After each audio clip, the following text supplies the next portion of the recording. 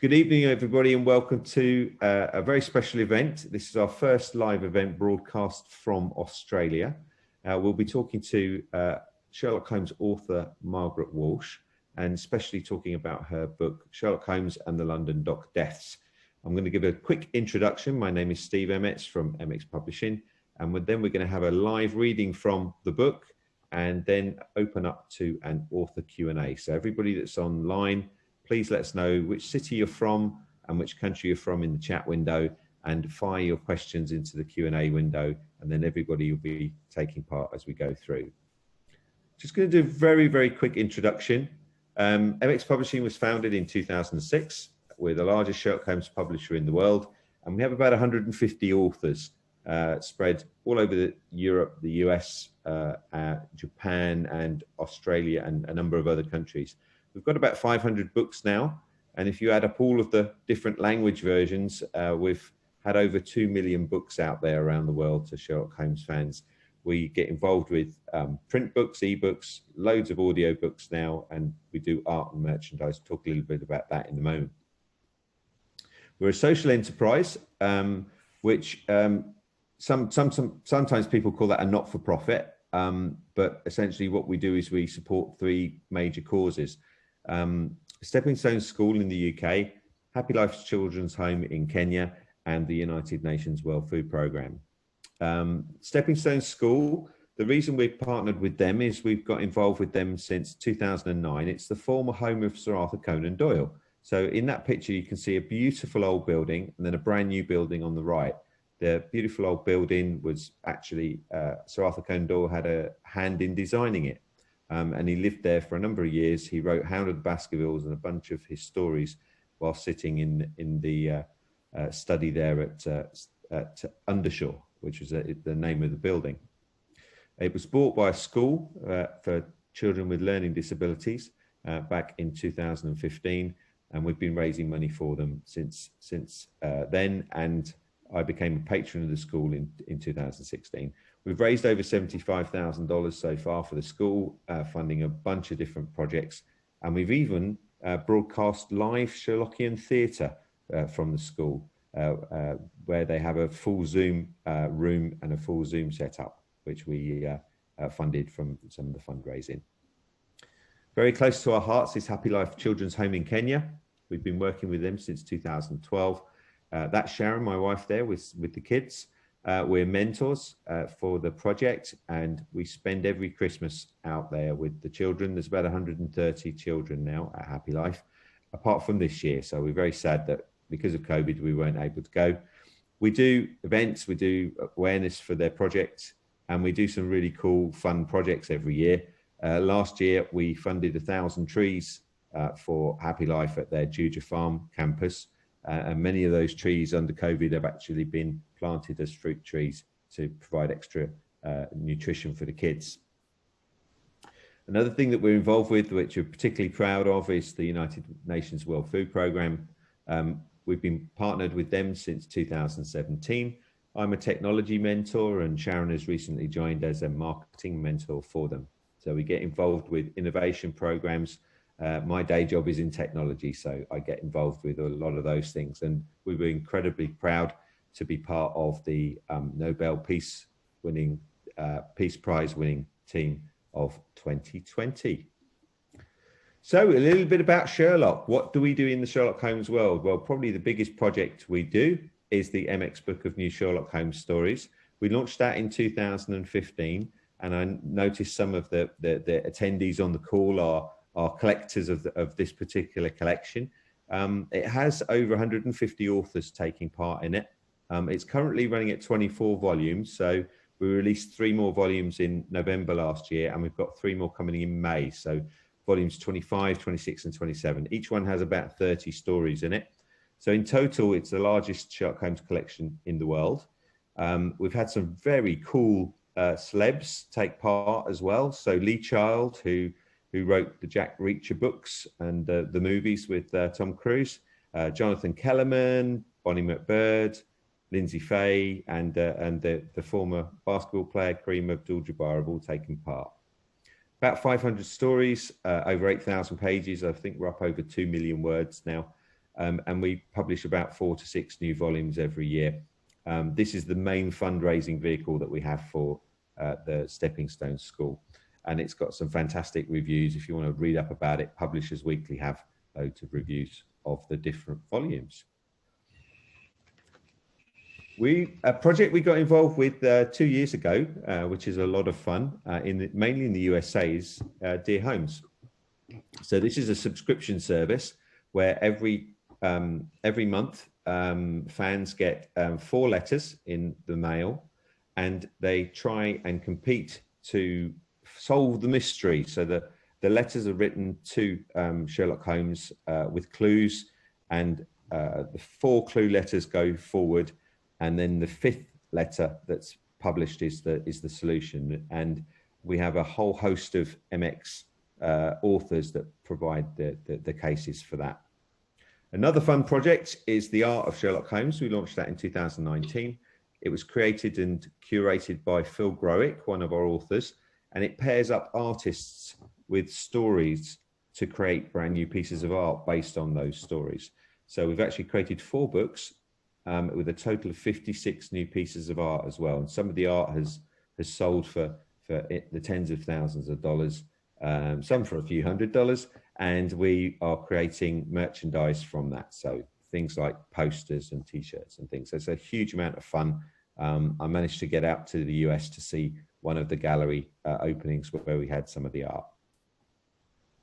For those Italian speakers in the audience, we're also partnered with Italy's largest publisher, Mondadori, and we've been giving our novels over to them for the last 5 years to go into their Igallo Mondadori collection. So they get translated into Italian and released. I think we've got 47 of our novels with them now in Italian. So on to the lady of the evening, Margaret Walsh.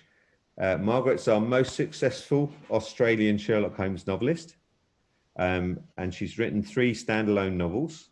You can read them in any order, I think, Margaret. We'll come onto that in a second, but if you read them in order, you can start with the very first one, which was Sherlock Holmes and the Molly Boy Murders. There's a specialism here, really, of Sherlock Holmes tackling serial killers, but I would say that what's interesting was, here's a great quote from David Markham, who's an author and the editor of the MX book of New Sherlock Holmes series. He points out that this is a case that really wouldn't have made it into the Strand magazine, and probably we'll talk a little bit about that with Margaret in a moment. But he referred to it as another fine thread in the Sherlock Holmes tapestry. He really enjoyed the book. There are now 3 novels: Sherlock Holmes and the Molly Boy Murders, Sherlock Holmes and the Perplexed Politician, and the one we're going to be hearing a reading from shortly, which is Sherlock Holmes and the Case of the London Dock Deaths. So at that point, I'm going to stop the share, and I'm going to go and see how we've got loads more people have joined in online. So for those of you that joined online, please share in the chat window which city and which country you've joined from, and then we'll be able to share that with the rest of the audience. And now we're going to go over to Margaret and say hello. Hello, Margaret. Good evening, Steve. Yeah, it's now morning. It's your evening. It's my nearly lunchtime, but yeah. Yeah, we're just into the morning now. It's just Saturday morning. At least it's the same day. At least it's the same day now. So tell us about the hat that you're wearing. My deer stalker. Yeah. I wanted one since I was a very small child. The first time I saw it would have been Robert Stevens as Sherlock Holmes. I was very taken with the hat.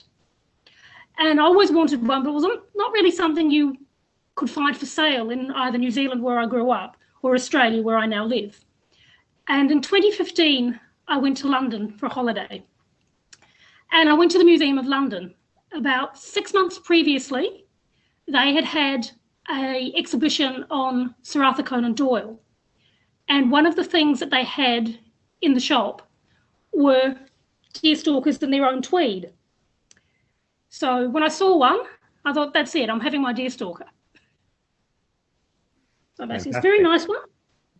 It's a very nice one. was made by the Christies of London, the hat makers.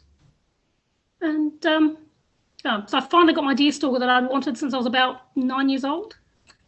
Fantastic. And we're going to start the evening off with a reading from the book, and then we're going to go into the Q&A. So whilst you're listening to the words from the book, Margaret's reading, if you would like to fire questions into the Q&A window for the fan Q&A at the end, that would be wonderful. And also a quick reminder to put into the chat your city and your country if you haven't done that already. But over to you, Margaret. Thank you, Steve. Sherlock Holmes and the Case of the London Dock Deaths, Chapter 1. The summer of 1889 was a particularly busy one for Holmes and myself, coming, as it did, off the back of the dreadful case of the Mollyboy murders. London was seething like a stew pot in the heat. The great London dock strike was in full swing. The poor men who worked the docks for a mere pittance had been organised into a union that was proving to be more than competent at holding the management of the various docks to account. It was in this atmosphere of mingled heat and animosity that Michael Geraghty came to our door early one evening in late August. Mrs. Hudson showed him into our rooms, and Holmes gestured for him to take a seat. I took Michael Geraghty to be in his mid-30s. He stood a little under 6 feet tall, with brown curly hair, gentle hazel eyes, and a warm, friendly smile that lightened his otherwise saturnine features. Our client introduced himself and then said, "I don't know who to turn to, Mr. Holmes. My brother is dead, and I cannot get the police to take his death seriously." "Tell me what happened," Holmes said, composing himself to listen. 3 nights ago, my brother, John Geraghty, was found dead in an alley near the 10 Bells pub in Whitechapel. "Cause of death?" I asked. "He was stabbed in the back, Doctor," Michael Geraghty replied.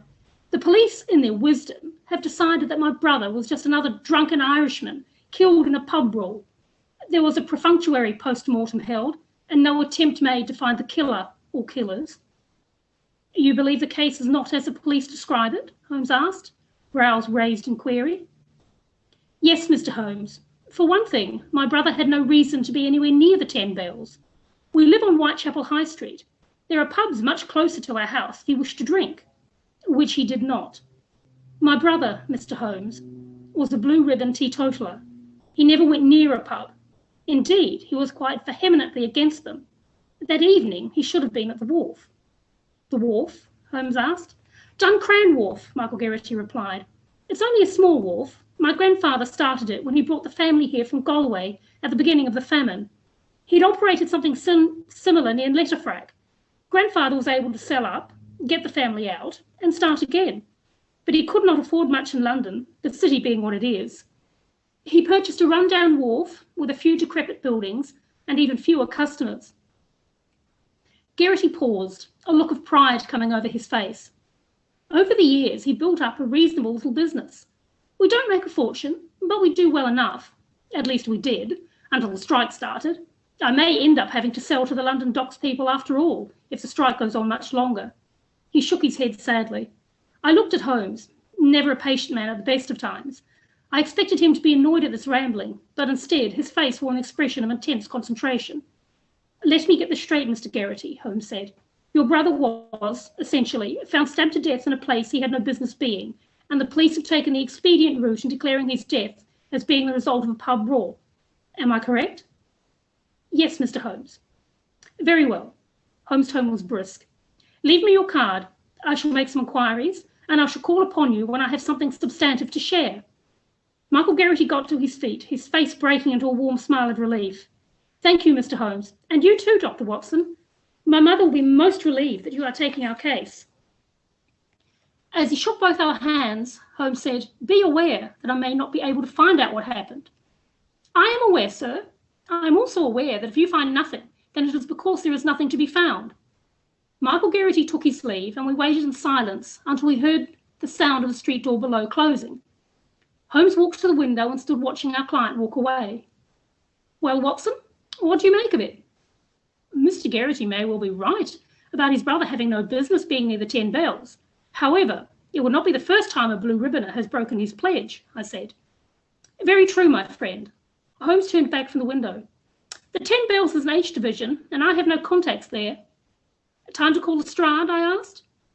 Holmes' tone was desert dry. Utilise the police grapevine. Why not? I countered. After all, it is not much different from your Baker Street irregulars. Except the members are older, well-fed, and, on the whole, smell better, Holmes retorted. He was silent for a moment. You are correct, my dear Watson. It is indeed time to call Lestrade. I shall send him a telegram and invite him to supper. He'll be only too pleased to sample Mrs. Hudson's cooking again. You mean he does not come for the pleasure of our company? Amusement coloured my tone. No doubt that is part of it, but the excellent food is the main attraction. I smiled at Holmes. I will go and send the telegram now, if you would like me to, and advise Mrs. Hudson of the possibility of an extra guest. Holmes waved his thanks as he sank into his chair and reached for his pipe and the Persian slipper that held his tobacco. Chapter 2. Lestrade arrived promptly at 7 o'clock. I heard him chatting with Mrs. Hudson as she let him into the building. Her laugh followed him up the stairs to our rooms. The inspector was all smiles and bonhomie as he came in, thanking us warmly for the invitation. Holmes waved his thanks away. No need for thanks, Lestrade. Lestrade grinned, causing his moustache to twitch. You want something, don't you, Holmes? Of course I do, but I have better manners than to bring it up before we have eaten, regardless of what my good Watson thinks, Holmes replied with some asperity. Lestrade laughed and took the seat at the table that I directed him to. I seated myself and Holmes joined us, just as Mrs. Hudson came in. The next quarter hour or so was filled with the sounds of a hearty meal being enjoyed and desultory conversation only, most of which related to the food. Mrs. Hudson had furnished us with a fine repast of sausages with potatoes, peas and onion gravy, along with her excellent homemade bread and sweet cream butter. Finally replete, Lestrade sat back in his chair and beamed at us.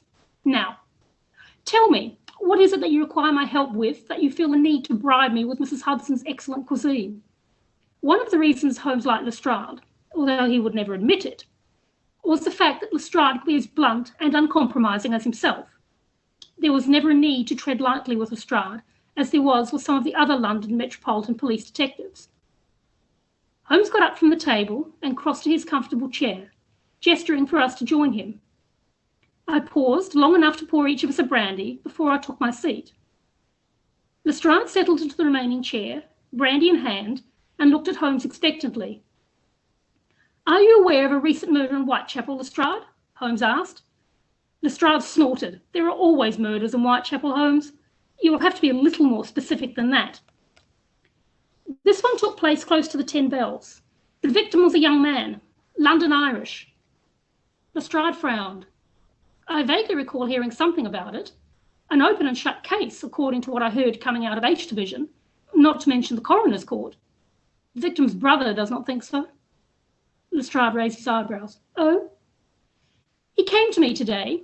The gentleman disagrees quite strongly with the decisions made by the police, and I admit that I tend to agree with him, based on the few things he told us. Lestrade frowned. You don't go jumping at shadows, Holmes. If you say something was wrong with the case, then I will believe you. What do you want from me? Can you get me a copy of the official police report on the murder? Lestrade put his brandy down on the side table and withdrew his notebook from his pocket. What was the victim's name? The victim was John Geraghty. According to his brother, John did not drink, so he had no reason to be anywhere near the 10 Bells. More to the point, he was supposed to be at the family's place of business at the time that he was killed. Lestrade looked up from his writing. Family's place of business? They own and operate a small wharf on the Thames, hard by the larger London and St Catherine's docks. The wharf is known as Duncran Wharf. It has been a family venture for 3 generations. Lestrade looked back at his notebook with a frown. That does not sound at all like what I was hearing, nor does it sound like something Edmund would allow to slip by him. Edmund? I asked. Inspector Edmund Reed, Lestrade replied, head of detectives at H Division. A good man and a sound detective. I have heard of him, Holmes said. He has a reputation for dogged police work. The man has a number of bravery awards, does he not? He does, Lestrade confirmed. He closed his notebook and tucked it away in his pocket. I shall see what I can do for you tomorrow. If I go burrowing around while I'm off duty, someone will ask why. It is never a good idea to show your hand early, Holmes agreed. Lestrade settled back in his seat and picked up his brandy. Have you heard from Sir Lucas at all? Sir Lucas Catterick had been involved in our last case together, and at its conclusion had moved with his mother, grandmother, and cousin to France. The only person to remain behind in London from the little group had been the elderly grandmother's companion, Dorothy Watts. After saving my life at the conclusion of the case, Dorothy had gone to work for Mycroft Holmes. Holmes shook his head. When he spoke, his tone held mild reproof. You know that I rarely keep in contact with anyone from our past cases. Lestrade grinned around his glass. You keep in contact with me, he pointed out. Holmes waved his glass at Lestrade. You, Lestrade, have become as invaluable as my magnifying glass, my scrapbooks, and my doctor. Lestrade laughed out loud and looked at me, his eyes twinkling with merriment. How does it feel, Dr. Watson, to be included in such august company as Holmes's magnifying glass? I took a sip of my brandy in an attempt to hide the wry smile on my lips. How does it feel, Lestrade? After all this time, it feels strangely normal, and what that says about me, I have no idea. We chatted for a while about cases currently ongoing at Scotland Yard, none of which needed Holmes' particular talents. The talk got around to the difficulties of policing the docks areas with a strike going on. I only pray that we don't get a killer of the likes of the Whitechapel Ripper or that bastard Nathaniel Croft any time soon, Lestrade said gloomily. We are stretched so thin that we have not got the manpower to run a big case, not with the violence seething around the docks and into Wapping and Whitechapel. Surely London could not be so unlucky as to have 3 such killers in the space of 1 year, I said. Cheer up, Lestrade. All will be well. Lestrade smiled, a little sourly, I thought, and took his leave. Fantastic. We have loads of questions in the Q&A window, but we can always have more of them in there. I really enjoyed listening to that again. It's always very interesting to have the author read, because when you read a book, you kind of hear it in your own head in the voices of the characters. So, and in an Australian, or should I say New Zealand accent? Is it? It's a bit of a hybrid, Steve. Okay, fair enough. Right, let's crack into the questions. We've got one in the chat window, and then we'll move across into the Q&A window. So Mark is asking, how many more Sherlock Holmes's books have you got planned? I have ideas for about 8 more, and they keep getting added to as time goes by. As I come across things, I think, oh, what would Holmes do with that? And it gets added to my little, I have a little book. I call it my Encyclopedia Plot Bunniker. In it, I put all my ideas that I come across and, excuse me, ideas for notes for dialogue and all sorts of things. I just jot in it. And I have, as I said, I have got ideas for at least 8 more books. Fantastic. And a follow-up question from me. Have you, in terms of short stories, obviously you're focusing on novels, but in terms of short stories, is that something you'd like to do in the future? Well, I do have one in volume 23 of the MX book of new Sherlock Holmes stories. Yep. And I have I think David's accepted one for the next lot coming out in May. And I have one coming out with a Bellinger Books one. But with me, I look at my ideas. If I can make it into a novel, I enjoy. It's a different process for me. If I look at a thing, I think I can get more than one. How do I put this? I look at an idea. If it's one that it's more than a one-shot idea, something I could build into a much longer case, then I'll put it aside and think, okay, I will use that as a novel idea. But I look at something, I think I really can't stretch this, then I will do it as a short story. So the 2 short stories that are currently with MX, the one that was published in November and the one that will be coming out in May, were both ideas that were pretty much one shot. I couldn't do anything with them further. I couldn't stretch it out and add more to it to make it a more interesting, to make it not so much more interesting, because short stories are a totally different thing to a novel, basically, but it wasn't something that would hold more, if you know what I mean. It wasn't amenable to being built on. It was just one idea or solid block idea. Others are ideas that I can pile one on top of the other until I get a novel, if that makes any sense. Yep, absolutely. Did that make any sense, Steve? it made a lot of sense. We're going to get a couple of the less, how can I put this delicately, the less literary questions out of the way. The first one from David is, if it's tomorrow there, Margaret, could you tell us, please, what the lottery numbers were in the USA today? I'm not 100% sure it works quite like that, David, but good try. I'm an author, not a psychic. Slightly better, but I'm not sure it's massively better, is Gary's how warm is the hat? It's actually very warm. It's wool. It's a heavy wool tweed. Okay. And given the fact that it is summer here, it's actually a little too warm. Of course, it's summertime where you are. We've got rain and we've got snow. Yes, I've been watching the weather over there. So historical context is always critical with the traditional home stories. How do you go about researching it, or do you start with historical details and then the novel ideas? I usually start with the idea and then I go looking for the historical details. Book 4 is still at research stage because I built this around the one that I'm working on. I'm building around the strange Victorian habit of mummy unwrapping parties. Basically, with all the interest that there was in digging up Egypt and other places, they started bringing mummies back, and these men that had put up large amounts of money sort of thought that we own these bodies, and they'd have big parties, big dinner parties, and the highlight of the evening, the entertainment of the evening, is this thousands-of-year-old dead body being unwrapped on the dinner table. And it's pretty much a really weird part of Victoriana. But I started to build a story idea around it, and then I thought, I actually really need to know what went on, how the mummification process worked, and what the burial rites were, what they were likely to find on the mummies. And so I've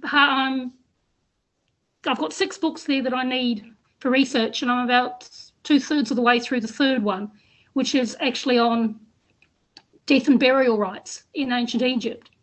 But I have to have all that started before I start to write, because otherwise, as I come through too, I do my historical research, I'll come across something, I can use this. So I'll make an extra note and extra notes for my plots. But no, the research comes first. And a follow-up question to that from David. What do you find are the best sources?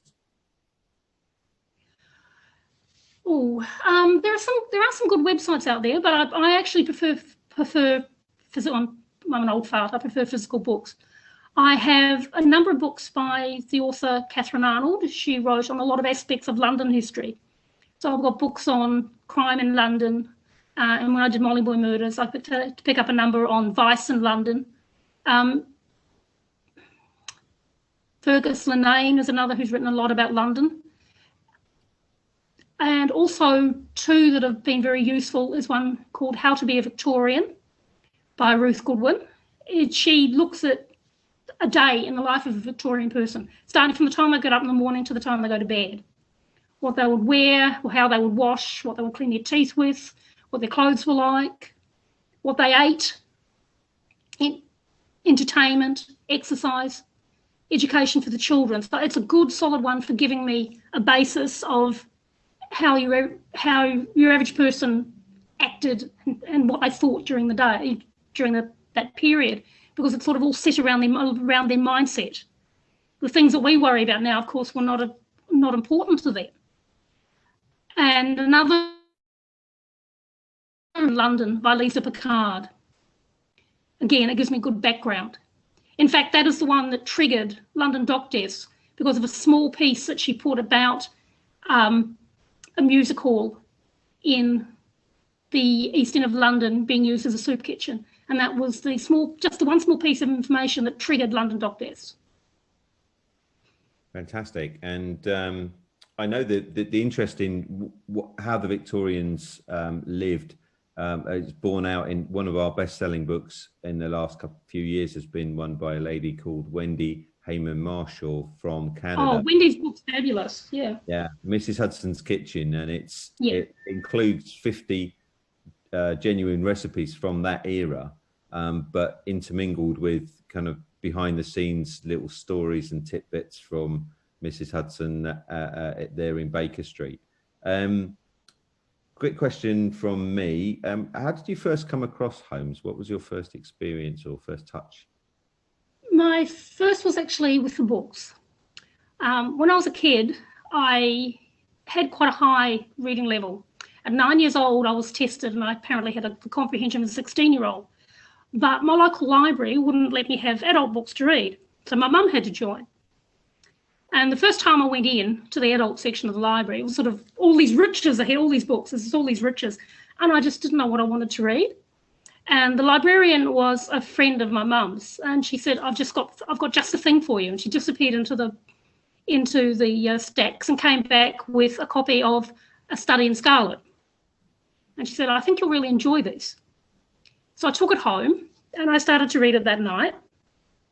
And I came across the line where Stanford is telling Watson about Holmes beating a corpse with a crop to see how far bruising would go after death. And I sort of thought, well, this is different.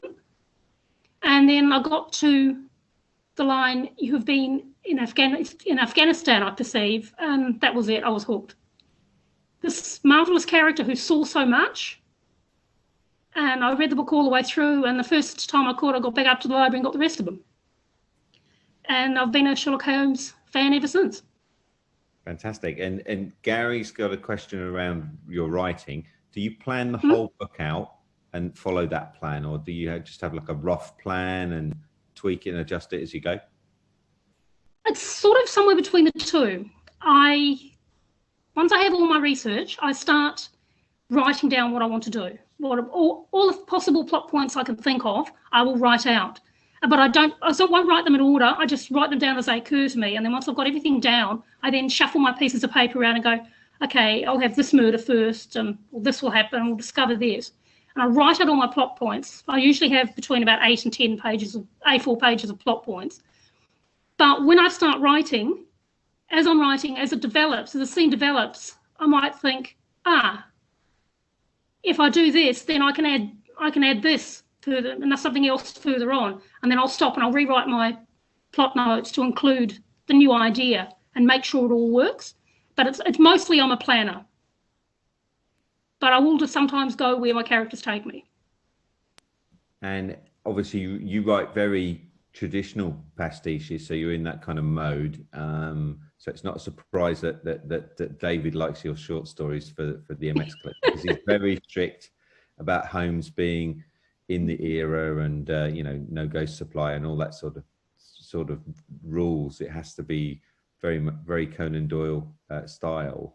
But if we look at how Holmes has evolved over the years, have you got any particular favorite Holmes adaptations? Adaptations or new ways people write? I've gone on record as saying I quite like my Holmes with a side order of weird. My absolute most favourite short story in the Sherlock Holmes world is written by Neil Gaiman, and it's called A Study in Emerald. And it first went into a volume, I think it was called Shadows Over Baker Street, where the authors were to combine the world of Sherlock Holmes with the world of Lovecraft. And that was my first taste of what I call weird Holmes. And I find I really enjoy reading those. But when it comes to straight pastiche, I do love those. One I read recently that I really love is called The Spider's Web by Philip Percy Hallard, which delightfully combines the world of Conan Doyle, Sherlock Holmes, with all of Oscar Wilde's characters from his plays, the main ones being from The Importance of Being Earnest. And it's a delightful read, and it is good. Holmes and Wilde's characters are still very Wildian, but he resists making Holmes Wildian, if you know what I mean. It's still very much Holmes trying to do his job in a world of a bunch of fluffballs, basically, people who only really care about surface appearances. And it was really a really excellent read. And amongst the MX ones, I really love Peter K. Anderson's Cotswold's Werewolf anthology and Sensible Tie anthology. They are excellent and frequent rereads. frequent rereads. I don't know if you've read Tracy Revel's trilogy yet, but I have read the first one, and the other two are on my book depository wish list. I'm getting the second one in when I do my order in March. I love the Shadow books. The first one is excellent. Yeah, so for those of you not familiar with that, Tracy Revels, who became a BSI this year, she's invested in the Baker Street Irregulars this year. Tracy teaches. It's like the coolest author of our early authors that we had. She teaches Sherlock Holmes, so she's a teacher. She actually teaches a Sherlock Holmes class, which I loved when she shared that. But her Shadow series has Sherlock Holmes as a warlock, so it's a really quite dark. I think the review in the Sherlock Holmes Society of London said something like, of the second book, we said that the first one was dark and the second one is like a delicious nightmare or something like that. It's quite very fantastical kind of series. Of the modern adaptations, if we're talking TV or movie, where do your sort of favourites lie? When it comes to TV or movie, I enjoyed BBC Sherlock up until series 3, and then it went so far off piste it wasn't funny. To me, it got a little self-indulgent. I enjoyed the first series and the second, and I did quite enjoy the first episode of 3, which was The Empty Hearse. But I felt the moment they made Mary Morstan an assassin, I just went, no. Just no. I don't mind the Robert Downey Jr. movies, because I like the fact that it shows up the side of Holmes that you don't often see in pastiches, which is the fighter. People forget that he was a bare-knuckle fighter. And he could basically be strange Japanese soft martial arts. Basically, the man is a fighter, and he's usually shown as a brain. But for the Downey movies, I thought it was really nice that they took that line, even if the character's a little strange. But they were reasonably well written, and they're reasonably entertaining movies. But my real favourites for adaptations, you have to go right back. Not so far back as Rathbone, but back into the late 60s, early 70s. I can't remember the exact year. The Private Life of Sherlock Holmes. That is my absolute favourite adaptation, or adaptation of the character, shall we say. I didn't care for the Watson in it, because I've just felt it was a little jarring. Colin Blakely was okay, but it just didn't seem to jar well. It was only about 12 months ago that I learned that Billy Wilder originally wanted Peter Sellers to play Watson. And when you go back and watch the movie, thinking that the script was written with Peter Sellers in mind, it gives it a whole different level. I actually start to feel quite sorry for Colin Blakely. He's having to play a role that just wasn't natural to him. But on the whole, I actually really do love that movie more. And the other one is Murder by Decree, who we lost our Holmes today. Christopher Plummer passed away. And so, yeah, those are my favourite adaptations. Well, those of you that listened to previous interviews will know my favourite adaptation is a bit off the wall, which is House. So I think that's a little bit out there. I mean, obviously it's a completely different setting for Holmes and Watson, but it works, because he's basically, in a lot of ways, House deduces what's wrong with his patients rather than diagnoses. And loads of lovely little touches. He's House and he's Wilson rather than Watson, and there's all sorts of lovely little bits in there. It's quite obvious when you think about it, and if it's obvious if you think about it, because you've got House and Holmes. Mm-hmm. Yeah. It's actually quite obvious. Yeah. But most people don't think and take the L out of the Holmes and realise what you're looking at. Really good question from Gary. I haven't had this one before. put Holmes aside for a second. I know that's really hard. What's your favourite second genre? So if you put Holmes aside for the moment, where do you go second? Would I go second? Urban fantasy stroke magical realism. Of current writers around, my absolute favourite is Ben Aronovich, his Rivers of London. Basically, I love those, absolutely love those pieces. And there are other authors that write in that area, sort of magic in everyday life. I just love that. It's so far removed from the logic of Holmes that it's just, I don't know, it's just a nice change. My third one would be historical fiction. I really enjoy historical fiction, particularly in the medieval period and in the ancient period. One of my all-time favourite authors is Mary Renault, who wrote almost exclusively set in Greece, in ancient Greece, and I love her books, and I have copies of most of those. So yeah, apart from Holmes, basically, yeah, I do have fairly eclectic reading tastes. Fantastic. We've probably got time for one or two more questions. So if you've got a burning question you'd like to ask Margaret, this is your chance. If you can fire it into either the chat window or the Q&A window, can go in either of those. I've got one very simple one. It's a straight one-line answer. Favorite Conan Doyle story? Hound of the Baskervilles. I love his Lestrade in that. That Lestrade is the pattern for mine out of all of the books. When Holmes meets Lestrade at the station and asks him if he's brought his gun, instead of saying yes or no, Lestrade's reply is, "Whilever I have my trousers, I will have a trouser pocket, and whilever I have my trouser pocket, I will have something in it." That's both whimsical and weird, and forever cemented Lestrade as my favourite of the artists. Of all of the actors from BBC Sherlock, Lestrade's the only one I've met, which is kind of Rupert Graves. Yeah. So I went to one of the Sherlock cons, and I actually went with a lovely writer called Wendy Fries, and we queued for hours. Yeah. She writes on that as well. And we went and queued for hours to get in, and she's a massive Benedict, like a super massive Benedict fan.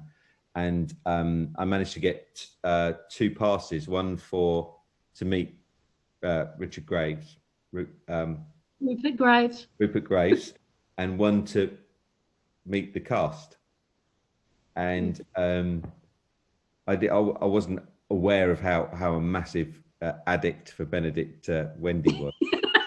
So as we went in there, I said, "No, you got to take the one to go with the cast so you can meet Benedict."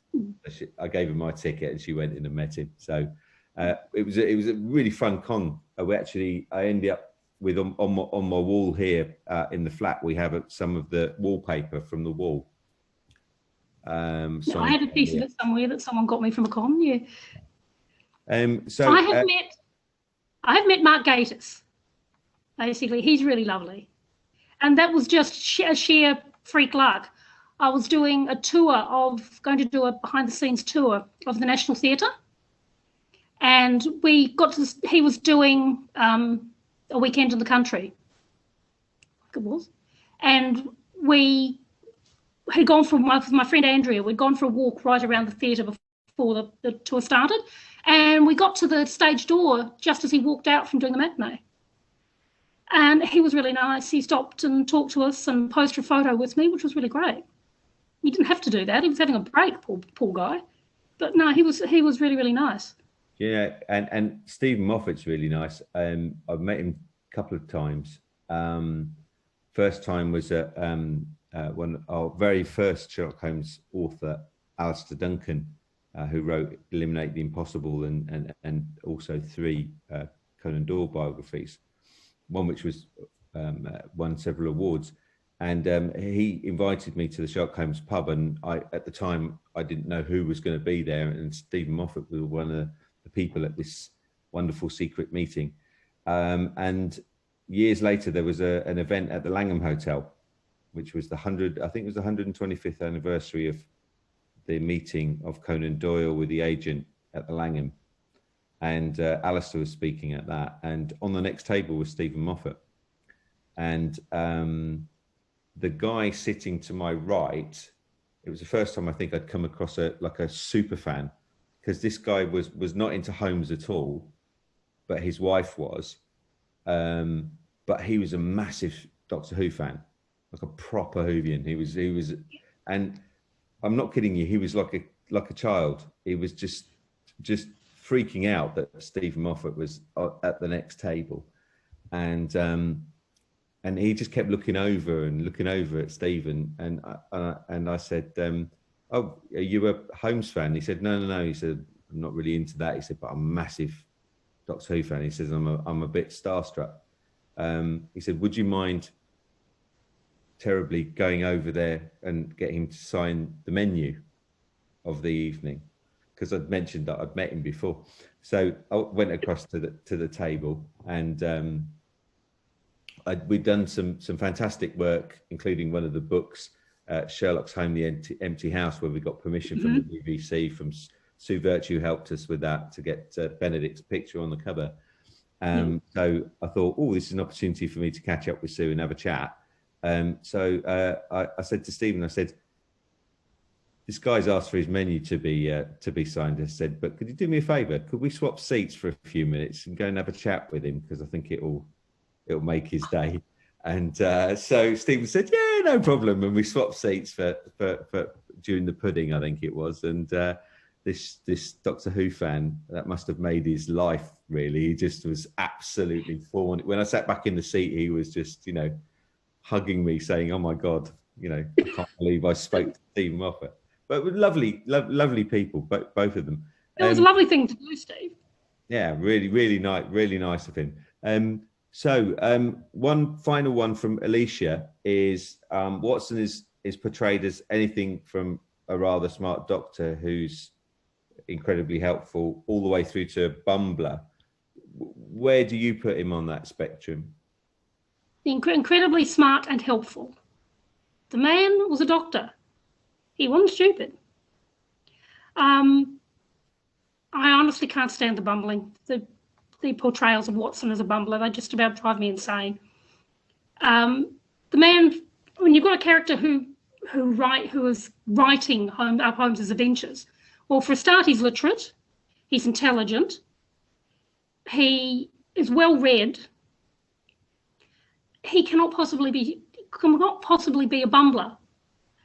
So no, I'm very firmly in the intelligent Watson camp. And the sort of man that Holmes is, he wouldn't keep a bumbler around. He'd drive him nuts. They wouldn't have lasted 10 minutes as flat. They wouldn't last 10 minutes sharing lodgings, because they would simply be too far apart. But an intelligent man, though maybe not as intelligent as Holmes, would be welcome, and you could see a friendship growing. But no, I'm very firmly in the intelligent Watson camp. Well, I was going to have that as the final question and wrap up there, but I've just seen another one which I think is great, and it's quite a quick one. So we'll wrap up with a short one sentence from Gary. Do you think Sherlock developed his powers of observation and deduction, or was he born with them? Developed. I think any child that had grew up with those sort of powers would probably, in that day and age, if you're looking at the Victorian period, would have actually ended up in an insane asylum before he became an adult. It is something that you can develop. Ben Cardell is a good example of that. The deductionist. I did get the name right, didn't I, Steve?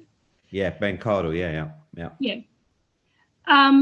And to a lesser degree, I do it myself. I've done it since I was a child. Since the first time I read the books, I thought, can I do this? So I started.